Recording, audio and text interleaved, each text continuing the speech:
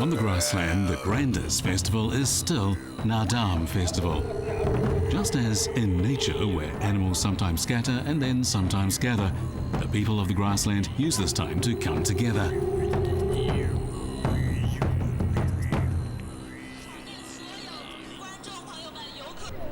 The history of Naadam dates back to the tribal union assembled in the time of Genghis Khan. On the immense grassland where every family is a unit, nomadic people move freely with their cattle and sheep.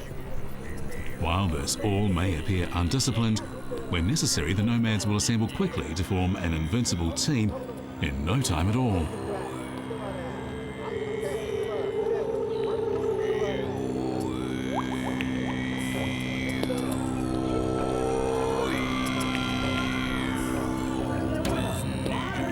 Long ago, Genghis Khan took advantage of the mobility of his people to form a system of social organization that combined production activities with military functions. In the age of cold weapons, he launched one invasion after another and conquered a vast territory. On the west shores of Dalinur Lake, you can still see mounds of earth connected in a line. This is the Great Wall of the Jin dynasty, built in the 12th century to resist the Mongolians.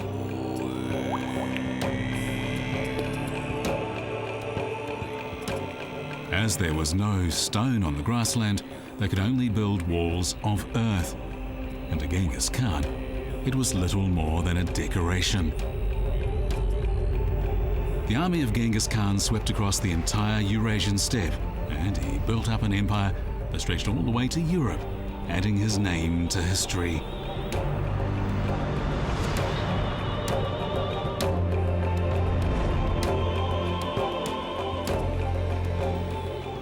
Once the nomadic people built cities and began to lead settled lives, they lost their capacity for mobile combat, and as a result, the dynasty faced destruction. This fate is common amongst nearly all steppe empires. In 1368, the last Mongolian Yuan dynasty emperor to rule the central plains of China, Emperor Shun, retreated to the northern grassland with his ministers and imperial bodyguards.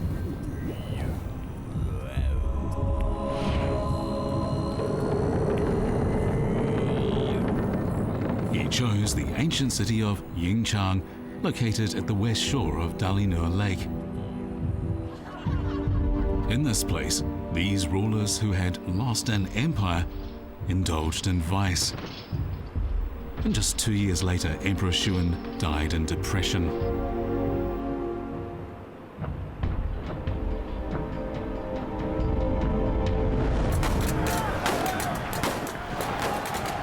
Time flies and the winds and clouds of history scatter, but the tradition of Naadam was kept and passed on, and eventually it became a carnival for herdsmen. Compared with the excitement of history and legends, the daily life of normal people is very friendly and real. During the Naadam Festival, one can watch skillful tailors showing off their skills.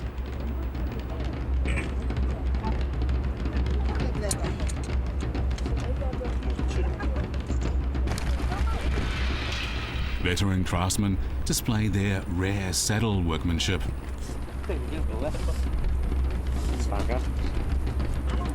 Perhaps the most popular craft to observe is the Mongolian ladies rolling and making felt. Layers of wool are pressed tightly together. Felt made in this way is very warm and thick. It's the primary material used by Mongolians to build yurts, which resist wind, rain and snow so well. Batar's fourth son, Enher Girigala, has also come.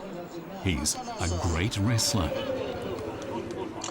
Mongolian wrestling doesn't classify by age, weight or rank, and the winner is decided as soon as one falls.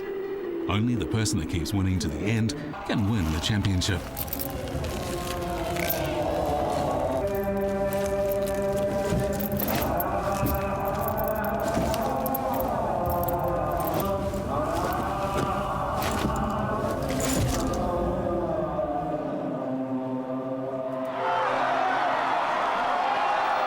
The Naadam Festival's most exciting event, however, is the horse racing.